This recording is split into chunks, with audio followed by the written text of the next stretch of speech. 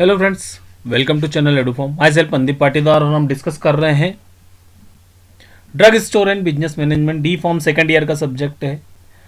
आज हम बात करेंगे comparison between joint stock company and partnership firm. Partnership firm और जॉइंट स्टॉक कंपनी में क्या क्या कंपैरिजन या इसी के बोल सकते हैं हम डिफरेंस। आपसे पूछा जा सकता है कि डिफरेंस क्या होता है एक जॉइंट स्टॉक कंपनी में और एक पार्टनरशिप फर्म में। ठीक है, तो हम बात करते हैं इसमें। यदि हम रेफरेंस की बात करें तो आर एम मेहता हमारा रेफरेंस है और आप में से जो भी चैनल पर पहली बार आए तो चैनल को सब्सक्राइब करें, बेल नोटिफिकेशन को प्रेस कर ऑल पर क्लिक करें ताकि मेरे अगले आने वाले वीडियो आप तक पहुंच सके। अब हम बात करते हैं जॉइंट स्टॉक कंपनी की और पार्टनरशिप फर्म की।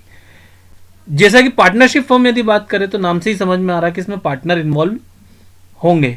ठीक है, ये किस बेस पे काम करती है? एग्रीमेंट बेस पे काम करती है कि आप जो पार्टनर्स हैं 2, 4, 10 जो भी आप पार्टनर हैं उनके बीच में एक एग्रीमेंट हुआ कि हम एक फर्म बनाते हैं, तो ये एग्रीमेंट बेस पे होती है पार्टनरशिप फर्म। वहीं यदि हम जॉइंट स्टॉक कंपनी की बात करें तो जॉइंट स्टॉक कंपनी क्या होती है? ये रजिस्टर्ड होती है किसके अंडर में? जो कंपनी एक्ट 1956 है हमारे इंडिया में, उसके अंडर में जॉइंट स्टॉक कंपनी रजिस्टर्ड होती है। याद रखना, जॉइंट स्टॉक कंपनी वो होती है, वो रजिस्टर्ड होती है कंपनी एक्ट 1956 के अंडर में। वही पार्टनरशिप में फर्म में क्या होता है? एग्रीमेंट होता है जो पार्टनर्स रहेंगे उनके बीच में। दूसरा, आपका जब जॉइंट स्टॉक कंपनी की बात करेंगे तो इसका रजिस्ट्रेशन कराना कंपलसरी है। जॉइंट स्टॉक कंपनी का रजिस्ट्रेशन कराना कंपलसरी है। पार्टनरशिप फर्म का वॉलेंटरी है, करा भी सकते नहीं भी करा सकते। ज्वाइंट स्टॉक कंपनी में सपोज करो किसी के शेयर है, मैंने शेयर खरीदे तो मैं अपने शेयर किसी को दूसरे को ट्रांसफर कर सकता हूं। ठीक है, लेकिन आप पार्टनरशिप में फंड में क्या होता है कि आप अपने जो शेयर है वो दूसरे व्यक्ति को तब तक ट्रांसफर नहीं कर सकते जब तक कि आपके जो पार्टनर है वो एग्री ना हो जाए। आपको सबसे बड़ी समस्या यहां पर आएगी कि आपका जो पार्टनर है 2 या 4 जो भी है उनको एग्री करना पड़ेगा कि भाई मैं अपना शेयर अब हट रहा हूं और मैं ये शेयर किसी और को देना चाह रहा हूं। तो ये जो शेयर ट्रांसफर है ये आपको पार्टनरशिप फर्म में तभी हो सकता है जब आपके पार्टनर उसमें एग्री करें। The public limited company can be form by the minimum of 7% with no upper limit. Public limited company यदि बात करें जॉइंट स्टॉक कंपनी में तो इसमें मिनिमम 7 लोग चाहिए, उसके ऊपर की अपर लिमिट कोई नहीं है। ठीक है, और पार्टनरशिप फर्म में क्या है? 2 लोग मिनिमम चाहिए, मैक्सिमम 20 लोग हो सकते हैं जनरल बिजनेस में। और बैंकिंग फर्म की यदि बात करते हैं हम तो बैंकिंग फर्म में 10 लोग होते हैं। ठीक है, अब the liability of share holder are limited. Joint stock company में यदि हम बात करें लायबिलिटी की बात करें तो जो शेयर होल्डर है उसकी लिमिटेड है। कैसे?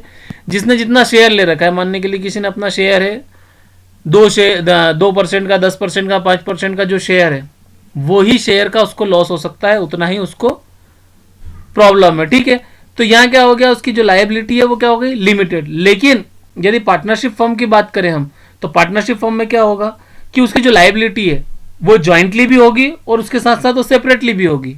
यानी कि जो उसकी जो फर्म है उसके साथ साथ भी उसके साथ समस्या है और अकेले में भी है। ये 5 पॉइंट समझ में आए। सबसे पहला, ज्वाइंट स्टॉक कंपनी है उसका रजिस्ट्रेशन किस में होता है? कंपनी एक्ट 1956 के अंडर में होता है। वही पार्टनरशिप फर्म की यदि हम बात करें तो पार्टनरशिप फर्म में क्या होता है? एग्रीमेंट होता है जो आपके पार्टनर से उनके बीच में। ज्वाइंट स्टॉक कंपनी का रजिस्ट्रेशन कराना कंपलसरी है।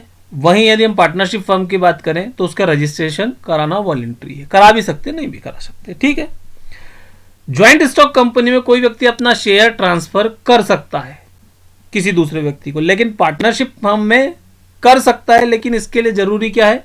जो आपके पार्टनर से उनकी रजामंदी बहुत जरूरी है। ज्वाइंट स्टॉक कंपनी में यदि कोई पब्लिक लिमिटेड कंपनी यदि बनाना चाहता है तो उसमें मिनिमम 7 लोग चाहिए, 7 लोग होना चाहिए और अपर लिमिट कोई नहीं है। वहीं यदि हम पार्टनरशिप फर्म की बात करें तो पार्टनरशिप फर्म में आपको क्या चाहिए? 2 लोग चाहिए और 2 से जनरल बिजनेस के लिए 2 से 20 लोग तक आप बना सकते हो। बैंकिंग फर्म की बात करें तो उसमें 10 लोग होते हैं। ज्वाइंट स्टॉक कंपनी में लायबिलिटी की यदि बात करते हैं तो लायबिलिटी क्या होती है कि जो शेयर होल्डर है उसकी लिमिटेड होती है, उसको जो उतना जितना उसका शेयर है उतनी उसकी लायबिलिटी है। लेकिन यहाँ पार्टनरशिप में क्या होगा? ज्वाइंटली उनकी जो लाइबिलिटी है वो तो है ही, सेपरेटली भी वो कंपनी का पार्ट है, उसकी उन लोगों की ज्वाइंट फर्म है, इसलिए वो क्या होगा, उसमें लाइबिलिटी यहां पर ज्यादा होती है, यानी कि ज्वाइंटली भी होती है और सेपरेटली भी होती है। छठा पॉइंट यदि बात करें तो ज्वाइंट स्टॉक कंपनी जो है वो एक बोर्ड ऑफ डायरेक्टर से मैनेज होती है। इसमें क्या होता है कि जो बोर्ड ऑफ डायरेक्टर का गठन होता है और वो लोग क्या करते हैं, ज्वाइंट स्टॉक कंपनी को मैनेज करते हैं। वहीं यदि हम पार्टनरशिप फर्म की बात करें तो पार्टनरशिप फर्म में क्या होगा, जो पार्टनर है वो लोग इस कंपनी को मैनेज करते हैं। इसमें बोर्ड ऑफ डायरेक्टर नहीं बनता, इसमें क्या होता है कि जो 2 पार्टनर या 4 पार्टनर है वही सब आपस में मिलकर कंपनी को मैनेज करते रहते हैं। ठीक है, अब ज्वाइंट स्टॉक कंपनी की ऑडिट की यदि बात करें तो इसमें ऑडिट कंपलसरी है, आपको ऑडिट कंपनी की कराना ही कराना पड़ेगी। ठीक है, वहीं यदि पार्टनरशिप फर्म की बात करें तो इसके अकाउंट्स की ऑडिट इतनी ज़्यादा जरूरी नहीं है, यानी कंपलसरी नहीं है, आपको कराना तो पड़े, तुमको पता चले कि कितना बिजनेस हुआ, क्या हुआ, या कोई हमसे रिपोर्ट मांगे तो हम दे सके, लेकिन ऑडिट कराना कंपलसरी नहीं है। वहीं हम बात करें कि ज्वाइंट स्टॉक कंपनी में यदि रिसोर्स की बात करें कंपनी में कि पैसा कहाँ से आएगा, भाई ये रिसोर्स तो बहुत जरूरी है ना, पैसा तो किसी भी बिजनेस को चलाने के लिए चाहिए। तो रिसोर्सेज अनलिमिटेड होते हैं। कैसे होते हैं कि ये सबसे ज़्यादा अमाउंट इसको निकालना है तो क्या करेगी, अपना 10% का शेयर मार्केट में उतार देगी। जैसे आप बोलते हैं ना कि बहुत सारी कंपनियों का आईपीओ आया है, बहुत सारी कंपनी ने शेयर निकाले हैं, बहुत सारी कंपनियों ने स्टॉक स्प्लिट करा है, उस सिचुएशन में आप देखते हैं तो ये क्या करता है कि इसके पास अनलिमिटेड रिसोर्स है, ये मार्केट में शेयर उतार देगी, जिससे क्या होगा, आपके पास पैसा आराम से आ जाएगा, इसलिए रिसोर्स की कमी नहीं है। अब यदि हम बात करें पार्टनरशिप फर्म की, तो पार्टनरशिप फर्म में क्या होगा, रिसोर्सेस लिमिटेड होते हैं। रिसोर्सेस लिमिटेड का कैसा मतलब कि यहां पर जो पार्टनर्स है वो कंट्रीब्यूशन जो कर रहे हैं उसी से आप आपका फंड बढ़ा सकते हो, तो ये रिसोर्सेस लिमिटेड होगा। सपोज करो आप 6 लोग हैं, 6 लोगों ने पार्टनरशिप में अपनी एक कंपनी बनाई, इस कंपनी को बनाने के बाद उन्होंने क्या किया, पैसा लगा दिया, 2 करोड़ रुपया 3 करोड़ रुपया लगा दिया।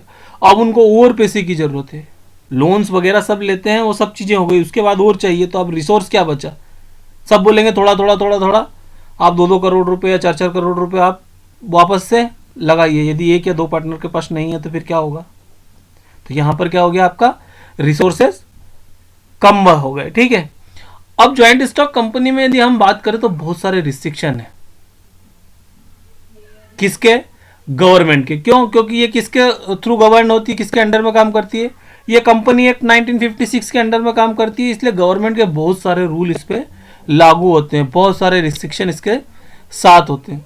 वहीं यदि हम पार्टनरशिप फर्म की बात करें तो इन पे थोड़ा सा लिमिटेड रेगुलेशन होते हैं, क्योंकि ये गवर्नमेंट के द्वारा संचालित नहीं होती है, तो इसमें थोड़ा सा आपको लिमिटेड देखने को मिलेंगे।